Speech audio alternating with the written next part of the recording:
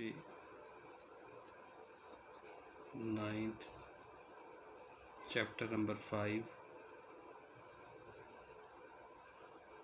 Lecture number 13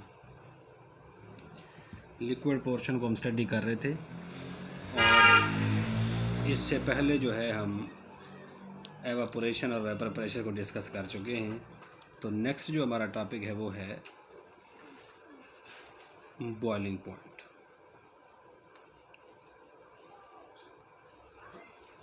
important long question इस तरह से है ये,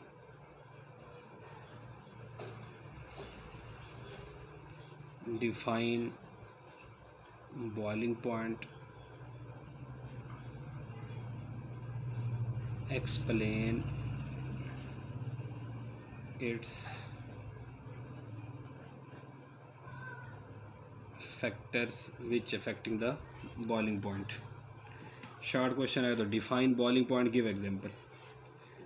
तो सबसे पहले हम इसको देखते हैं कि जब आपके पास एक कोई लिक्विड है और आप उस लिक्विड को हीट कर रहे हैं, जब आप उसे हीट करते हैं तो heat is a form of energy, मतलब कि आप उसे एनर्जी दे रहे हैं। लिक्विड को आपने जिस वक्त हीट किया तो सबसे पहली जो है वो उसकी काइनेटिक एनर्जी बढ़ेगी।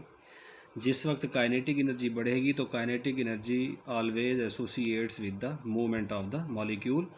तो जिस वक्त काइनेटिक एनर्जी बढ़ेगी तो आप कहेंगे फिर तो सर मूवमेंट बढ़ जाएगी। जिस वक्त मूवमेंट बढ़ेगी तो फिर आप कहेंगे कि इंटर मॉलिक्यूलर फोर्सेस जो है वो सेम कंसेप्ट डे 1 से चलता आ रहा है, जो इंट्रोडक्शन मैंने बता दिया था। मूवमेंट बढ़ेगी तो इंटर मॉलिक्यूलर फोर्सेस जो है वो वीक हो जाएंगी, इंटर मॉलिक्यूलर फोर्सेस ब्रेक हो जाएंगी। जिस वक्त इंटर मॉलिक्यूलर फोर्सेस ब्रेक होंगी तो अब आपने ज़रा समझने आ गई, इंटर मॉलिक्यूलर फोर्सेस जैसे ही ब्रेक होती हैं तो सबसे पहले जो चीज़ बढ़ती है वो है एवापोरेशन। नंबर 2 पे वेपर प्रेशर भी बढ़ जाएगा। अच्छा, अब सवाल ये है कि वेपर प्रेशर कितना बढ़ेगा। वेपर प्रेशर इतना बढ़ जाएगा कि ये बिल्कुल जो है वो बराबर हो जाएगा किसके, एक्सटर्नल प्रेशर के। जहाँ पर आप बैठे हैं यहाँ पर प्रेशर जो है 180 m है या 760 mmHg है या 760 टार है। तो अब जैसे इंटरमॉलिक्यूलर फोर्सेस जो है वो ब्रेक होंगी तो क्या होगा, रेट ऑफ एवापोरेशन इंक्रीज़ होगा। रेट ऑफ एवापोरेशन के इंक्रीज़ के बाद वेपर प्रेशर इंक्रीज़ होगा। वेपर प्रेशर कितना इंक्रीज़ होगा, आप कहेंगे कि वो एक्सटर्नल प्रेशर के बिल्कुल इक्वल हो जाएगा। अब यहाँ से आप डिफ़ाइन कर सकते हैं इसको, बहुत ही दिलचस्प हो गया। वो आप कहेंगे कि जब किसी लिक्विड का वेपर प्रेशर एक्सटर्नल प्रेशर के इक्वल हो जाए तो उस पॉइंट पर जो है वो लिक्विड जो है वो बॉयल होना स्टार्ट हो जाता है। This is called the boiling point of the liquid. when the vapor pressure of the liquid becomes equal to the external pressure it is known as a boiling point। दोबारा देखें, liquid है, इसे आपने heat किया तो इसकी kinetic energy बढ़ी, kinetic energy बढ़ी तो मूवमेंट बढ़ गई, मूवमेंट बढ़ी तो इंटरमॉलिक्यूलर फोर्सेज जो है वो वीक हो गई, वीक होके ये ब्रेक हो जाती हैं। जैसे ये ब्रेक होगी तो सबसे पहले जो है वो एवापोरेशन बढ़ेगी। एवापोरेशन बढ़ने के बाद वेपर प्रेशर कितना बढ़ेगा, आप कहेंगे सर इतना बढ़े कि वो एक्सटर्नल प्रेशर के बिल्कुल इक्वल हो जाए। Whenever the vapour pressure of the liquid becomes equal to the external pressure then the boiling starts. तो बॉइलिंग क्या हो जाती है, शुरू हो जाती है। ये कंसेप्ट आपको समझ आ गया होगा कि लिक्विड को आपने हीट किया, उसकी काइनेटिक एनर्जी बढ़ी, kinetic energy associate with the movement. जिस वक्त मूवमेंट बढ़ेगी तो इंटरमॉलिक्यूलर फोर्सेस ब्रेक हो जाएंगी। सबसे पहले एवापोरेशन बढ़ेगी, फिर उसके बाद वेपर प्रेशर इतना बढ़ेगा कि एक्सटर्नल प्रेशर के इक्वल हो जाएगा और जो है वो लिक्विड जो है वो बॉयल करना स्टार्ट कर देगा। अच्छा, अब यहाँ पर एक हेडिंग मैं बना देता हूँ कि आप बताएँ जी, रिलेशनशिप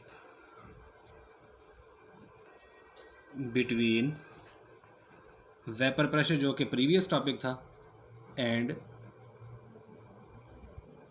बॉइलिंग पॉइंट, इसका रिलेशनशिप आपने इसको यूँ हेडिंग बना लेनी है, relationship between the vapour pressure and boiling point. और मैं इसका जो है ना वो आपको लुब्बे लुबाब खुलासा यहाँ पर समराइज़ कर देता हूँ पहली लाइन में ही, इम्पोर्टेंट नोट के तौर पर, कि जो आपके पास vapour pressure of the liquid है ये आपके पास inversely proportional to the boiling point of the liquid है। अगर यूँ लिखे तो ये भी यूँ भी लिख सकते हैं, या आप यूँ कहें कि आपके पास बॉइलिंग पॉइंट जो है ये इन्वर्सली प्रोपोर्शनल है किसके, vapour pressure of the liquid. जिस लिक्विड का वेपर प्रेशर जो है वो जितना ज़्यादा होगा उसका बॉइलिंग पॉइंट उतना कम होगा, या यूँ कह लें जिसका जितना ज़्यादा बॉइलिंग पॉइंट होगा उसका कम जो है वो वेपर प्रेशर होगा। यहाँ पर 3 एग्जांपल जो है वो दे गई हैं कि पहली एग्जांपल जो है आपके पास 3 जो है ना वो लिक्विड हैं। एक तो है आपके पास डाई इथाइल ईथर, ये डाई इथाइल ईथर है, और उसके बाद आपके पास नंबर 2 पे अल्कोहल है, और उसके बाद नंबर 3 पे आपका। तो ये आपने ज़रा इस किस्म का एक जो है ना वो ग्राफ प्लॉट कर लेना है। तो अब यहाँ पर जो है वो 760 mmHg जो उन्होंने टेम्परेचर रखा हुआ है, सॉरी प्रेशर रखा हुआ है 760 mmHg। अब यहाँ पर मैं बना देता हूँ वेपर प्रेशर, ये वेपर प्रेशर की लाइन है, और उसके बाद यहाँ पर मैं लिख देता हूँ बॉइलिंग पॉइंट, ये बॉइलिंग पॉइंट के लिए। तो वो कहते हैं कि अब जो वेपर प्रेशर है ईथर का वो है 200 mmHg, मतलब कि इसमें ईथर में इंटरमॉलिक्यूलर फोर्सेस वीक होती हैं, वो जल्दी ब्रेक हो जाती हैं, और जो वेपर प्रेशर वो 200 mmHg। अब सवाल, अब ये देखें, अब जैसे हम अल्कोहल में गए तो अल्कोहल में इंटरमॉलिक्यूलर फोर्स जो है वो स्ट्रॉन्ग थी as compare to the ether. तो यहाँ पर जिस वक्त हम पहुँचे तो आप कहेंगे सर यहाँ पर जो है आपके पास जो इसका वेपर प्रेशर था वो जो है ना वो रिड्यूस हो गया 200 mmHg टू 25 mmHg, मतलब कि इंटरमॉलिक्यूलर फोर्स जो है वो यहाँ पर स्ट्रांग हो गई है।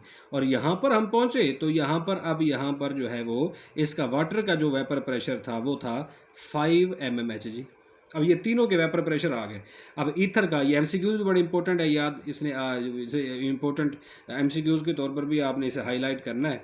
तो the vapour pressure of the ether is 200 mmHg and the vapour pressure of alcohol is 25 mmHg and the water जो है वो।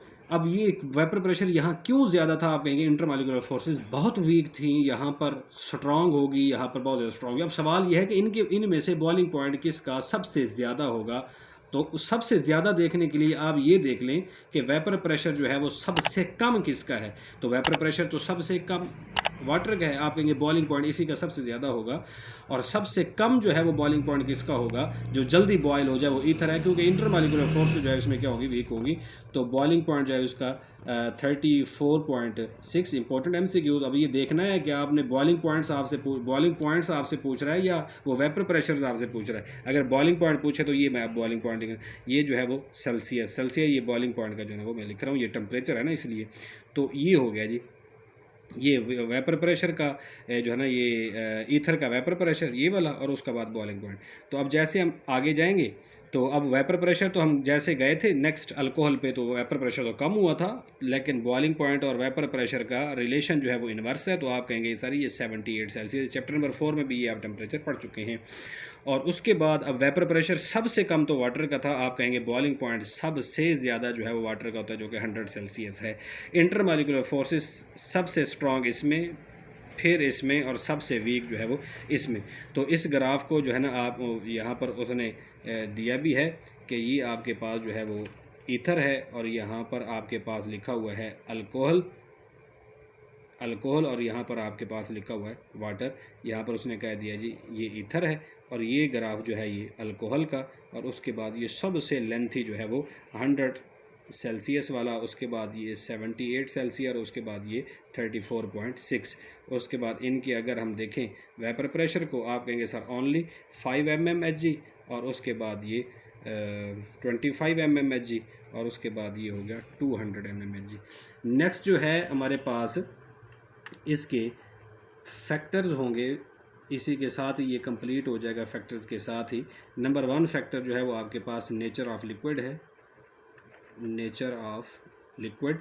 नंबर 2 आपके पास इंटरमॉलिक्यूलर फोर्सेस, और नंबर 3 जो है आपके पास एक्सटर्नल प्रेशर।